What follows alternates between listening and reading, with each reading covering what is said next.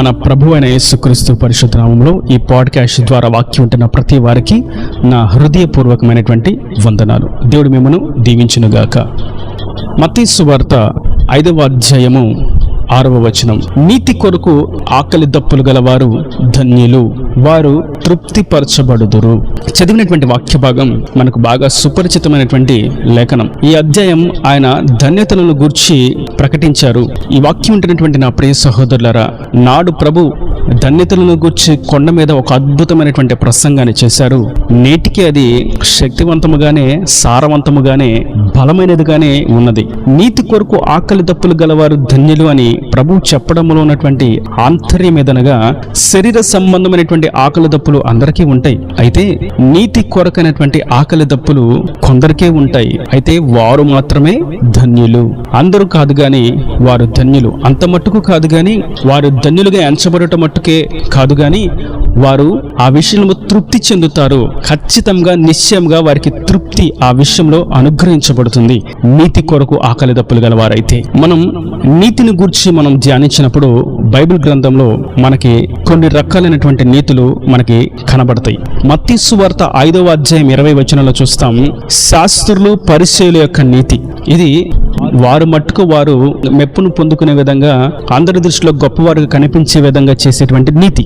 రెండవది ధర్మశాస్త్ర సంబంధమైనటువంటి క్రియల వలన నీతి. ఈ విషయం మనం చూస్తాం ఫిలిప్పీయులకు రాసినటువంటి పత్రిక 3వ అధ్యాయము 9వ వచనంలో. ఒకసారి ఒక యవనస్తుడు ప్రభు యొద్దకు వచ్చి, సద్బోధకుడా, నిత్య జీవానికి వారసుని కావాలంటే నేను ఏం చేయాలి అని అడిగాడు. ప్రభు అన్నారు, దేవుని ఆజ్ఞలను అనుసరించి జీవించిన ఆయన నిశ్చయంగా నువ్వు పరలోకానికి వస్తావు అని అన్నారు. అతడు అన్నాడు, నేను నా చిన్ననాటి నుండి వాటిని అనుసరిస్తూ ఉన్నానయ్యా, ఇంకా ఏదైనా నాలో కొదువు ఉన్నదా అని అడిగాడు. ప్రభు చక్కటి సమాధానం ఇచ్చారు, నీకు ఒకే ఒకటి కొదువుగా ఉన్నది. నీవు ధర్మశాస్త్ర సంబంధమైనటువంటి నీతిని కలిగి ఉన్నావు, కానీ ఆత్మ సంబంధమైనటువంటి నా నీతిని నువ్వు కలిగి లేవు. నాకు నువ్వు మధ్య అడ్డంగా నీ ధనం నిలబడి ఉన్నది. ఆ ధనము అనేటువంటి గోడను పగలగొట్టి నువ్వు నన్ను వెంబడించు అని చెప్పారు. అతడు మిగుల ధనవంతుడు గనుక ఆ మాట అతనికి నచ్చలేదు, చేదుగా ఉంది. ఆయనను విడిచి వెళ్ళిపోయాడు. దాని అర్థం, అతడు ధర్మశాస్త్ర సంబంధమైనటువంటి నీతిని కలిగి ఉన్నాడు, అనగా ధర్మశాస్త్రం చెప్తున్నటువంటి మాటలను అనుసరించి జీవిస్తున్నాడు. కానీ ఆ ధర్మశాస్త్రం ఎదుటివానికి మేలు చేయాలి, నా రాజ్యానికి వారసులు కావడానికి నా రూపులో మీరు తీర్చిదిద్దబడాలి అనేటువంటి ముఖ్య ఉద్దేశాన్ని ప్రక్కన పెడుతూ ఉన్నాడు. కనుక రెండవది ధర్మశాస్త్ర సంబంధమైనటువంటి నీతి. ఈ శాస్త్రులు పరిశీలన నీతి, ధర్మశాస్త్ర సంబంధమైనటువంటి నీతి మనలను పరలోక రాజ్యానికి వారసులుగా చెయ్యదు. ఒకవేళ అదే జరిగితే యేసేను సులువు వేసిన వారు, అబద్ధపు సాక్ష్యాలు పలికిన వారు, ఆనాటి శాస్త్రులు, సద్దుకైలు, పరిసయ్యులు, ఆయనకు వ్యతిరేకంగా ఉన్న వారందరూ కూడా, మేము ఇజ్రాయేలీలము, అబ్రహాము సంతతి అని పేరు పెట్టుకున్న వారందరూ కూడా పరలోక రాజ్యంలో ఉంటారు. కానీ ప్రభు అన్నారు, మీరు అబ్రహాము యొక్క పేరును పెట్టుకున్నారు కానీ, అబ్రహాము యొక్క సంతతి, మోషే మా నాయకుడు అని మీరు పేరు పెట్టుకుంటున్నారు కానీ, మీరు వెనుక నిలబడిపోతారు. కానీ ఈ తరము వారు, అన్ని జనులు మొట్టమొదట నా రాజ్యానికి వారసులుగా అంగీకరించబడతారని ప్రభు తేటగా తెలియజేశారు. కనుక మనం శాస్త్ర పరిశీలక నీతి కంటే మరియు ధర్మశాస్త్ర సంబంధమైనటువంటి నీతి కంటే కూడా ఒక నీతిని కలిగి ఉండవలసిన వారమై ఉన్నాము. అది అతి శ్రేష్టమైనటువంటి నీతి. ఇది మనం చూస్తాం ఫిలిప్పీయులకు రాసిన పత్రిక 3వ అధ్యాయం 9వ వచనంలోనే, క్రీస్తు యందలి విశ్వాసం వల్లైనటువంటి నీతి. ఆయన యందు మనము కలిగినటువంటి విశ్వాసం వల్లైనటువంటి నీతి. ఈ నీతిని మనం కలిగి ఉండాలి.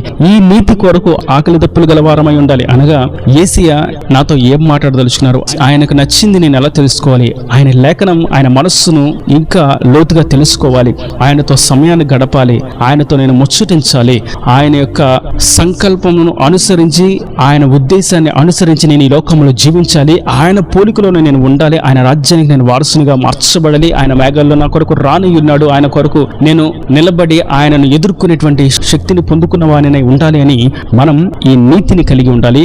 ఇది క్రీస్తు యందలి విశ్వాసము వల్లైనటువంటి ఆత్మ సంబంధమైనటువంటి నీతి.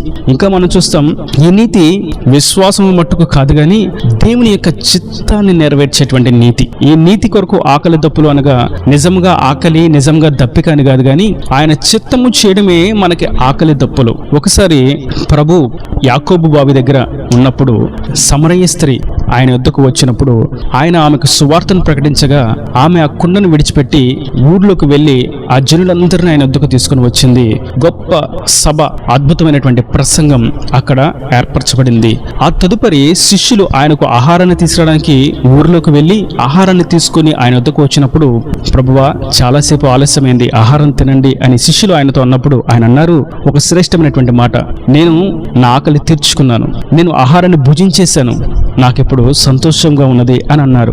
నిజానికి ఆయన అక్కడ ఆకలి తీర్చబడ్డానికి ఏ ఆహారాన్ని తినలేదు, కేవలం దేవుని యొక్క చిత్తాన్ని నెరవేర్చారు, దేవుని యొక్క రాజ్య వ్యాప్తి కొరకు స్వార్థను ప్రకటించారు. అదే ఆయనకు ఆకలి, అదే ఆయన దప్పిక.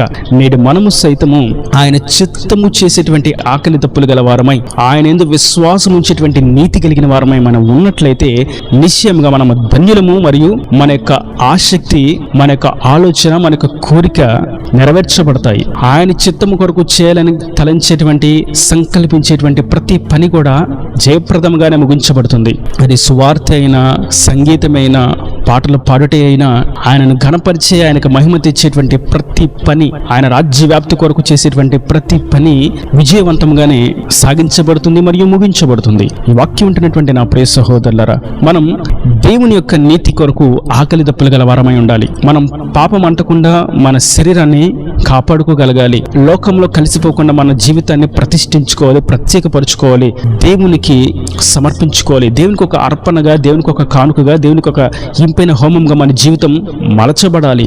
మరియు ఆయన చిత్తము చేయడానికి మనం సిద్ధ మనసు కలిగిన వారమై ఉండాలి. ఆయన లేఖనముల ద్వారా, తన సేవకుల ద్వారా ఏదైతే ఉపదేశిస్తున్నారో, సత్య సేవకుల ద్వారా ఏదైతే బోధిస్తున్నారో దానిని అనుసరించి మనం జీవించవలసిన వారమై ఉన్నాము. వాక్యములో, లేఖనములో ఉన్నట్లు ప్రకటించేటువంటి సత్య వాక్యానికి మనము లోబడవలసిన వారమై ఉన్నాము, విధేయత చూపించవలసిన వారమై ఉన్నాము. ఆ ప్రకారం జీవించి ఆయనకు మహిమ తేవలసిన వారమై ఉన్నాము.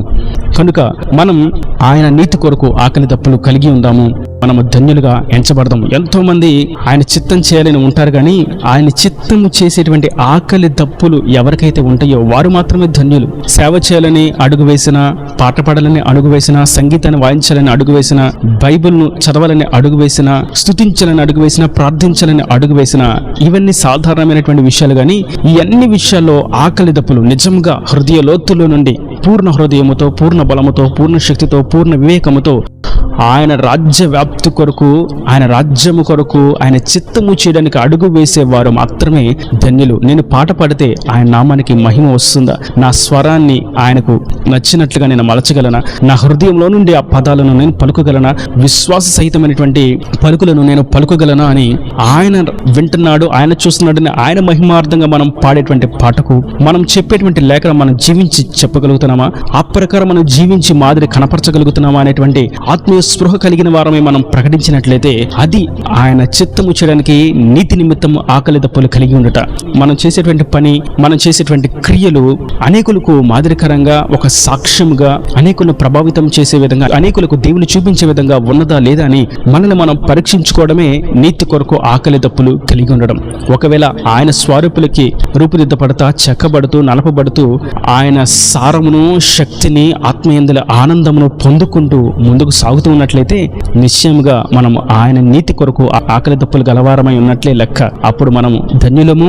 మరియు ఆయన చిత్తం చేయడానికి చేసే ప్రతి పని, అది మందిరము కట్టుటయే గాని, సభలు ఏర్పాటు చేయటయే గాని, సువార్తను అందించుటయే గాని, సంగీతమే గాని, ఆయన మహిమార్థంగా పాటలు పాడుటయే గాని, అనేకులు పాటలు పాడుకునే విధంగా నూతన పాటలను క్రైస్తవ సమాజానికి అందించుటయే గాని, ఆయన కొరకు ఆకలి దప్పులు కలిగి మనం చేస్తే నిశ్చయంగా ఆ కార్యాన్ని ఆయన చేసి ముగించి తృప్తిపరుస్తాడు, అనేకుల మధ్య సాక్షులుగా నిలబడతాడు. అట్టి విధంగా మనం ఆయన నిమిత్తం, ఆయన చిత్తము చేయడానికి నీతి కొరకైన ఆకలి దప్పులు కలిగిన వారమై ధన్యులుగా ఎంచబడి ఆ విషయము తృప్తిపరచబడిన వారంగా ఆయన సాక్షులుగా నిలిచి ఉందాం. ఈ దేవుని మాటల ప్రతి వారి హృదయంలో నీటికట్టి ఫలింపు చేయనుగాక. ఆమేన్. God bless you. తలలు వంచి కన్నులు మూసినట్లయితే మీ కొరకు చిన్న ప్రార్థన. ప్రేమ స్వరూపీకరణ కటాక్షం గల తండ్రి, నా ప్రభు ఈ వాక్యాన్ని ప్రతి వారిని మీరు నిండాలుగా దీవించండి, ఆశీర్వదించండి.